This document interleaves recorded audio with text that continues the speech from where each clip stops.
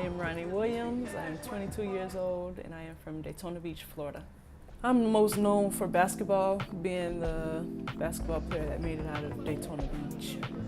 I started playing basketball at the age of 3 with the all-boys team, 4, 5, 6-year-olds at the YMCA with my dad. He was my coach. My dad was my influence. He was always around basketball, and of course he played, and he was always going to practices for the little boys, and I was just wanting to be around him. Growing up a daddy's girl, you always want to be around your dad, so I asked if I could come with him, and eventually I asked if I could play on his team. He didn't really think I was serious about it until I actually got on the court and became his point guard. That's not what he expected me to do, but I did it, and it shocked the world. Well, my family, not the world, but between my 8th and 9th grade year, that's when I traveled over to Orlando to play with Orlando Comets, which became the Central Florida Elite. When I realized I could make a profession out of basketball, which was 8th and 9th grade, that's when I really decided to take off with it. I went to Atlantic High School. High school was great. My 9th through 12th grade year, I would have classes, and then after school, like every other day, that's when I would travel to Orlando to practice with the Central Florida Elite. And then, of course, I would have high school games, and it was straight school basketball all the time. I got my first offer in 8th grade, and then once I hit 9th grade, it blew off the charts when we had our first travel season with the Central Florida Elite AAU program. After that, I got calls left and right and letters left and right. I pretty much got recruited from everyone in the country. And it was something I didn't want to deal with because I didn't like talking on the phone. So I would try my best to avoid trying to talk to college coaches on the phone, especially, long conversations. I would try to make them as short as possible. Looking back at it now, I loved it because it set me up. It gave me the opportunity that I wanted, and I'm grateful for it. I chose the University of Florida because my dad went to the University of Florida, and my family, they're full of Gators, and it's close to home. I didn't want to be too far from home because I wanted my family to be able to come and visit me and come watch me play like they did when I was in high school. That was, a big part of why I wanted to stay close. So both of my sides, the Williams and the McCrees, would be able to come and visit me and be able to come watch me play.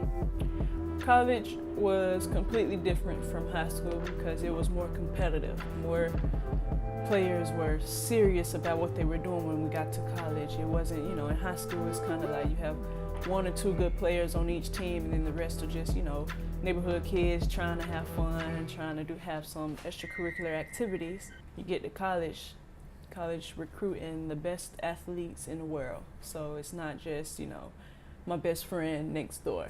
It's that top player from this state and another top player from that state competing head on. And so it was more competitive, more fast paced. It was very structured. High school was specifically for fun. And when you get to college, it's like a slap in the face with reality. That was how basketball was going to be from here on out. I was so used to doing things on my own time and, saying, well, if I did it, I did it. If I didn't, I didn't. But in college, it didn't work like that for me. It was consequences behind not getting something done or not completing something or not being somewhere on time or not being there at all. And so I had to really realize how to manage my time and set aside time for my books, because in college, we were pretty much in the gym 24/7. I had to understand how to balance everything at once. It was hard trying to balance, having a life and being an athlete, because being an athlete, you're being watched 24/7. You can't really do anything. You're restricted from a lot because all eyes are on you. So you just have to be careful with every move you made, being that you are a student athlete at a university. if it gets back to the head, then that's a path you don't want to go down. So balancing that, you know you want to have fun with your friends, and some of your friends may be students that aren't athletes, and so they can do whatever they want, and it's things that they do and it's things that they enjoy, but you can't do it because you have boundaries. They don't have boundaries. I was hurt because it didn't come out the way I wanted to. We lost to Texas A&M in the SEC tournament, and as the time was ticking down, I just knew that was my last time ever putting on a University of Florida jersey and ever stepping on the court being a college athlete. And that hurt me because we lost, and I've been there 4 years. That's what I've been doing for 4 years of my life, and now it's time to move on and hang up the jersey I've been putting on for 4 years and going to play, professionally, which was, being a professional is a blessing, but at that time, it's just not the outcome I wanted, and that's not the way I wanted to end, being, the University of Florida women's basketball player. I try to just take it easy and keep my mind focused on something else other than the WNBA draft. Oh, it was beautiful. All of my family came and supported me. We sat there together, had dinner, and watched the draft. Everyone was excited. Everyone was eating, and I was just nervous, and I didn't eat because it was nerve-wracking, not knowing when I'm gonna hear my name or if I'm gonna hear my name at all, not knowing if my dream was gonna come true or not. It's something I've been working at since I was 3 years old, and for it, to be happening that night right before my eyes, I had a mixture of feelings. I was happy but nervous at the same time. I was drafted in the second round, pick 22 for the Indiana Fever. It was a relief because it actually became reality. What I've always wanted to happen, I always wanted to get drafted. I always wanted to hear my name be called. And so for it to actually happen, it was a blessing. And I got emotional because it seemed like all my hard work really paid off. And that's my favorite quote. And so being that I heard my name just shows how it paid off for me. I mean, no one knows the amount of hours and the amount of sleep I lost just, working on my craft and trying to be as perfect as I could be. Well, college basketball is a fast pace. I mean, I believe that's the fastest I've played ever when it came to basketball. In the WNBA with training camp, it wasn't as fast.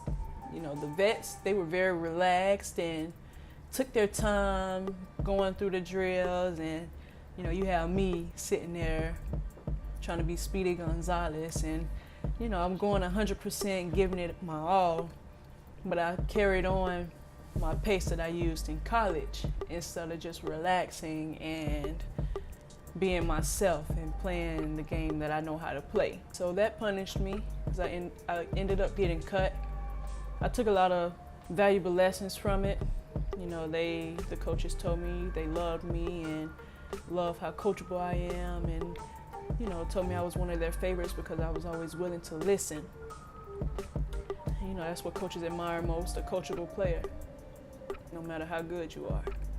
Once I got cut, I went over to Argentina and started my career overseas, and that was a blessing as well because I left I had a weekend home, and then I flew over to Argentina, and we ended up winning the national championship over there. And so it was a blessing in itself because I got to experience another culture, being in another country, being alone by myself, having to operate for myself. And so I got a lot of valuable lessons out of that too.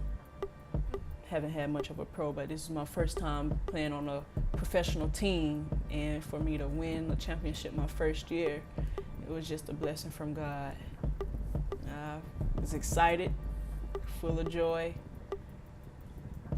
I would say be coachable, listen, stay disciplined, because the ones that are trying to help you are trying to help you.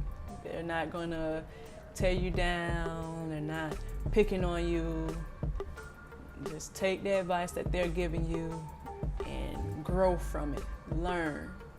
Don't be afraid to make mistakes, because in order to get better, you have to make mistakes to learn from those mistakes. Keep working, keep pushing. You know, basketball is gonna take a lot of sacrifice, not even just basketball. You wanna be a lawyer, a doctor, anything you wanna be, it's gonna take sacrifices. You're not gonna be able to party, you're not gonna be able to hang out with your family all the time, because you're gonna have to take care of your business in order for you to be where you wanna be. So knowing that you're gonna have to make some sacrifices in order to be the best that you can be and not worry about what you're missing out on, that's heading in the right direction and heading down the right path. But just knowing now that I made my dream come true and being a professional athlete and playing basketball at a professional level just makes me drive, just makes me push harder, because I accomplished what I wanted, but I'm not where I want to be. I still have more to go, I still have more to accomplish. There's still more things I would like to do. And so that just keeps me going, knowing I have a family that I have to take care of, and I have the young ones looking up to me. That just pushes me to go harder, makes me want to strive to be the best. At this time, up to unveil this jersey that will be retired at Atlantic. Everyone give me a round of applause for Ronni.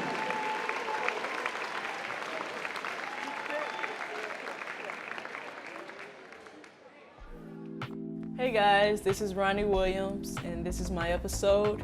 If you like what you saw, subscribe to JC Mega Productions. Very cool, I'm very laid back, conservative. If I, don't know who I'm dealing with, people think I'm shy and quiet. Until I get to know them, then I'll start to open up. I'm lovable, I love people, and I love to take care of others. That's pretty much me. Follow me on Instagram at Ronni, RONNI_Williams1. Follow me on Twitter, RonniePoo_01. And Snapchat is Ronnie Poo.